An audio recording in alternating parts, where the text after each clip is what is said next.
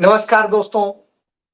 अपनों की साजिश से ही मसरूफ जंग हूं, गैरों से दुश्मनी की जरूरत नहीं मुझे।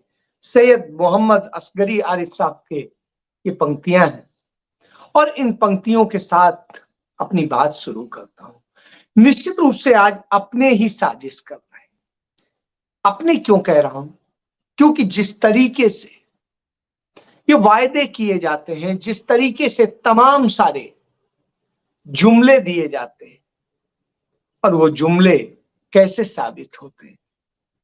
हमने देखा कि आज हमारी इंडिया की, भारत की पार्लियामेंट यानी संसद का नया भवन, उसमें आज से कार्यवाही शुरू हो गई। उसके लिए सेंट्रल हाउस में जिस तरीके से बैठक हुई, सब चीजें हुई, उसके बाद में तमाम बड़ी बड़ी बातें हुई, नेताओं ने अपनी अपनी बात कही। लेकिन वास्तविकता ये थी कि उस मीटिंग के बाद में जब पेश किया गया वह विधेयक, जिसे ऐतिहासिक विधेयक कहा जा रहा था, उस विधेयक को लेकर के बड़े अच्छे शब्द कहे अरविंद केजरीवाल ने। उन्होंने कहा यह महिला बेवकूफ बनाओ बिल है, ना कि महिलाओं को वास्तव में हक देने का बिल। क्यों?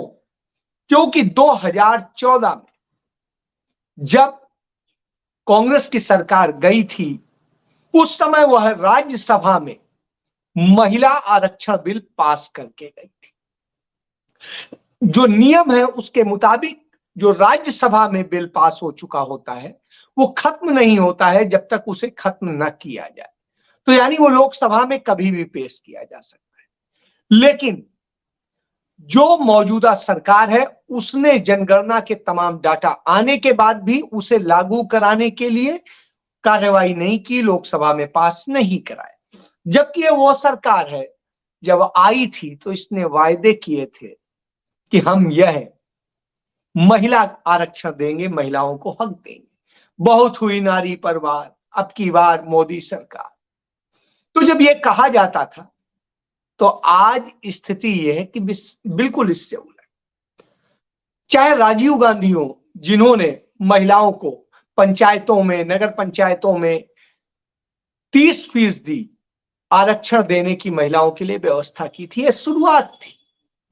उसके बाद में कालांतर में सरकारें आई, उन्होंने प्रयास किया लेकिन नहीं हो पाया, सहमति नहीं बन पाई।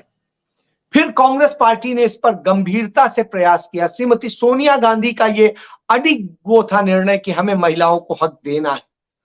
और जब 2008 में इसे पेश किया गया, उसके बाद से लेके इसमें इतने अड़ंगे डाले गए, बावजूद इसके राज्यसभा में इसे पास करा लिया गया। लोकसभा में चूंकि कांग्रेस का पूर्ण बहुमत नहीं था, जो सहयोगी दल थे उनमें से कई दल इसको लेके तैयार नहीं थे और नतीजा ये हुआ कि वो लोकसभा में नहीं पास हो पाया। लेकिन वो खत्म नहीं हुआ क्योंकि राज्यसभा में पास हो चुका था।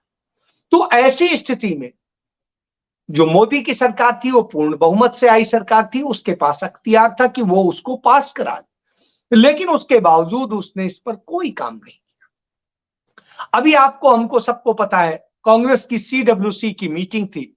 उस मीटिंग में प्रस्ताव पारित किया गया कि मोदी सरकार उस लंबित पड़े विधेयक को पास करे और इस पर कानून लाए, महिलाओं को हक दे। आपको याद होगा उत्तर प्रदेश के 2022 के चुनाव में प्रियंका गांधी ने कहा था, नारी है जो लड़की हूं लड़ सकती हूं। तो जो लड़की हूं लड़ सकती हूं का उन्होंने नारा दिया था, तो ये सिर्फ खोखला नारा नहीं था।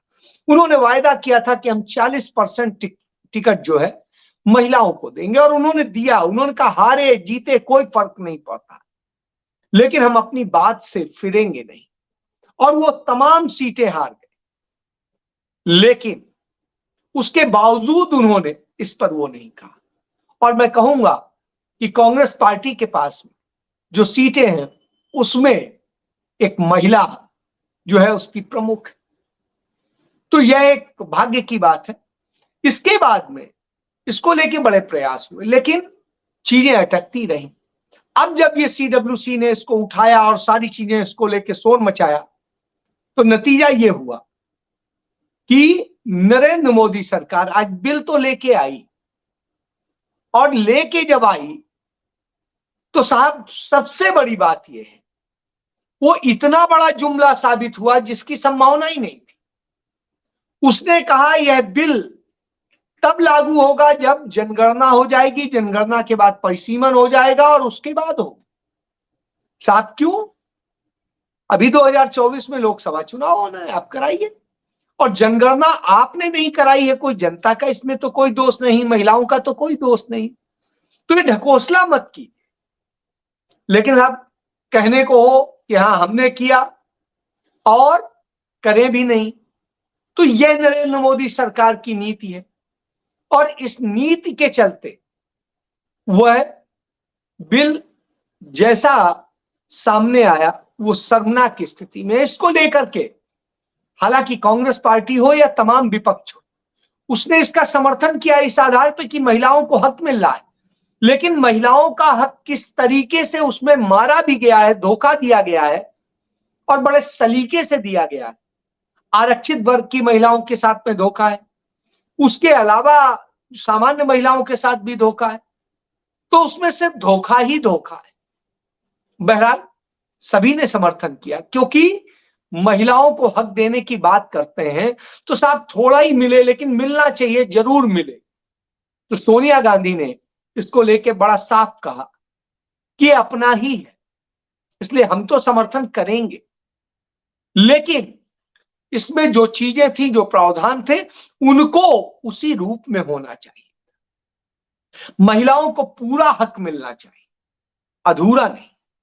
तो यह बात आपको याद होगा, राहुल गांधी ने एक अपना स्टूडेंट्स के साथ में इंटरेक्शन था, उस इंटरेक्शन में उन्होंने बोला था कि महिलाएं वास्तव में पुरुष से ज्यादा बेहतर होती हैं, उनसे बेहतर काम भी करती हैं और उनसे बेहतर स्थितियों में भी होती हैं, सोच भी होती है, उनकी शक्ति ज्यादा हो।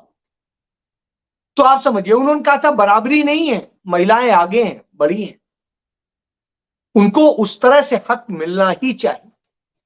तो यह सोच है, लेकिन नरेंद्र मोदी सरकार की सोच फर्स्ट डे से जुमले की रही है। कितने जुमले उन्होंने डाले, 2 करोड़ रोजगार, नारी सम्मान और न जाने क्या क्या, मतलब हम उनको गिनाएंगे तो बड़ी लंबी 150 की फहरिस्त है, इतनी बड़ी फहरिस्त कि वो महंगाई की ही तरीके से मर रही है। और हालत ये है कि आज जो बिल पेश हुआ वह भावनाओं के बिल्कुल विपरीत था। बहरहाल जहां यह होता है तो लगता है किस तरह आप जुमले देते हैं। आपने आज जब कहा कि G20 की मीटिंग, 140 करोड़ देशवासियों के सम्मान की बात उनके कारण बिल्कुल है, लेकिन G20 मीटिंग के बाद में हुआ क्या है यह भी बता दीजिए प्लीज। आप देखिए, अमेरिका आया, अमेरिका को आपने तमाम छूट दे दी, तमाम चीजें करी, और उसके बाद में वो अमेरिका जैसे ही यहां से गया तो वहां के राष्ट्रपति ने यहां से निकलते ही बाहर वियतनाम में अपना जहाज उतारा और वहां पर जब संबोधित किया तो साहब सवाल खड़े कर दिए कि भारत के अंदर हालात क्या हैं, और वहां के प्रधानमंत्री जो है प्रेस कॉन्फ्रेंस नहीं करने दे रहे हैं, तो इस कारण ये स्थिति।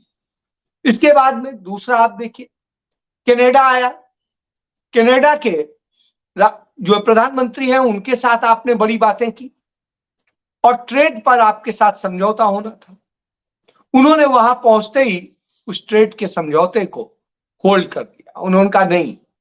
और उन्होंने आज और एक आगे बढ़ के कर दिया कि साहब भारत ने ही अपने देश के जो पूर्व में भारतीय थे और वहां पर सिख नेता थे उनकी हत्या कनाडा में कराई,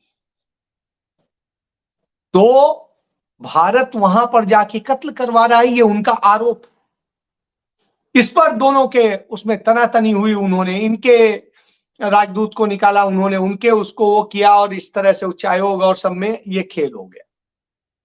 अब आप एक चीज समझिए कि जिस कनाडा से हमारे 75 साल से बहुत प्रेमपूर्ण रिश्ते रहे हैं, कभी भी उसने वो नहीं किया। वहां कनाडा में आधा करीब कनाडा जो है आज हिंदुस्तानियों का हो गया है, बावजूद इसके यह हालत आपने करी, तो शर्मनाक स्थिति है। आप कहते जो है उससे उलट होता है। चाइना के साथ में आप जिस तरीके से रिलेशन बनाते हैं और दूसरी तरफ तलखी दिखाते हैं, वो भी सामने है। पाकिस्तान के साथ हमने देखा ही है कैसे आप गए और वहां के प्रधानमंत्री थे शरीफ साहब, उनकी अम्मा के लिए साड़ी लेके गए, साल लेके गए और न जाने क्या क्या, और उसके बाद पांव वाँव छू के वहां से आ गए और मिला क्या भारत को।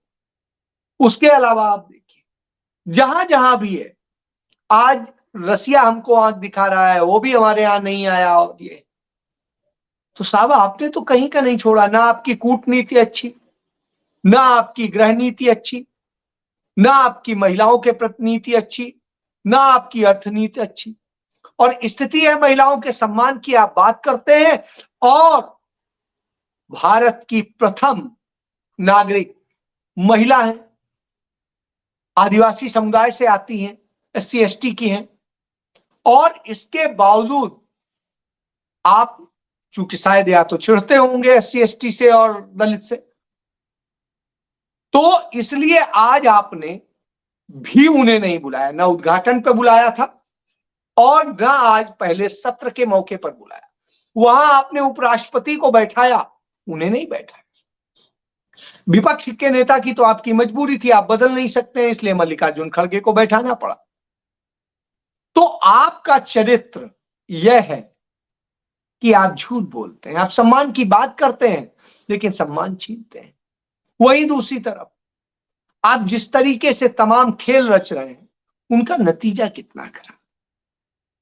महिलाओं के प्रति अपराध बढ़े हैं, सब कुछ हुआ है, उनको लेकर के कोई सख्त आपने स्थिति नहीं की है। और जिस तरीके से नफरत और सबका माहौल बनाया है, उससे सबसे ज्यादा शिकार महिलाएं होती हैं, क्योंकि रेप भी महिलाओं के साथ होता है, नग्न परेड भी महिलाओं की होती है, और न जाने क्या क्या होता है। तो जब इस तरह की स्थिति हो तो निश्चित रूप से सवाल उठता है कि आप कर क्या रहे हैं। आप यदि पूरे उसको देखें, और आपके यहाँ जो महिलाएं हैं वो झूठ बोलने पे यकीन करती हैं। भोपाल में एक कार्यक्रम हो रहा था, भारतीय जनता पार्टी की एक महिला थी, वो मंच पे साझा कर रही थी, एक चैनल का कार्यक्रम था। वहां वो कहती है कि सिर्फ भोपाल में 250 मेडिकल कॉलेज, पूरे मध्य प्रदेश में 250 मेडिकल कॉलेज नहीं है, और आप साहब सिर्फ भोपाल का बताते हैं। तो इस तरह की स्थिति इतने, मतलब यदि आप ज्ञान वाले लोग आप अपने यहां रखें तो आप समझिए। और वहीं इसी तरीके की घटनाएं होती रहती हैं हर जगह, कहीं पर भी देख लीजिए। तो जब आप यह कहते हैं तो निश्चित रूप से लगता है कि आप कौन सा ज्ञान दे रहे हैं और क्या कर रहे हैं। आपके कारण जो हालात हैं उनको लेकर के आइए। आपके लोग कितना महिलाओं का सम्मान करते हैं, इसका उदाहरण एक लखनऊ में मिल गया। अतुल दीक्षित नाम के आपके एक बहुत पुराने नेता हैं भाजपा के, उन्होंने एक महिला को थपड़िया दिया, गाली दी और न जाने क्या क्या। तो और उसके बाद कहते हैं उनको कि दारू पिए और ये। तो इस तरह की स्थितियां आती हैं। इसी तरीके की स्थितियां आपकी और जगह भी होती हैं। तो आप क्या सिर्फ महिलाओं का उपभोग करना जानते हैं, उपयोग करना जानते हैं, या दुरुपयोग करना जानते हैं? इसके अलावा आपका कोई ऐसा वो नहीं मिलता है। तो इस स्थिति में निश्चित रूप से एक चिंता बनती है कि आप आखिर कर क्या रहे हैं। तो ये चिंताजनक स्थिति आपने पैदा कर दी है। आपने भारत को भारत नहीं रहने दिया, इंडिया को इंडिया नहीं रहने दिया, और आज आप सबको खराब कर रहे हैं। तो जब ये कर रहे हो तो निश्चित रूप से सवाल उठता है। जब आपको संपूर्ण विपक्ष साथ दे रहा है, सारे लोग साथ खड़े हैं, तब आप ऐसा क्यों कर रहे हैं? और तब आप जिस तरीके से करते हैं, आपने इलेक्शन कमीशन के लिए जो बिल लाने की बात करी है, वो असंवैधानिक स्थितियां बनाने का है, और किस तरीके से आप उसको करते हैं वह भी चिंताजनक है।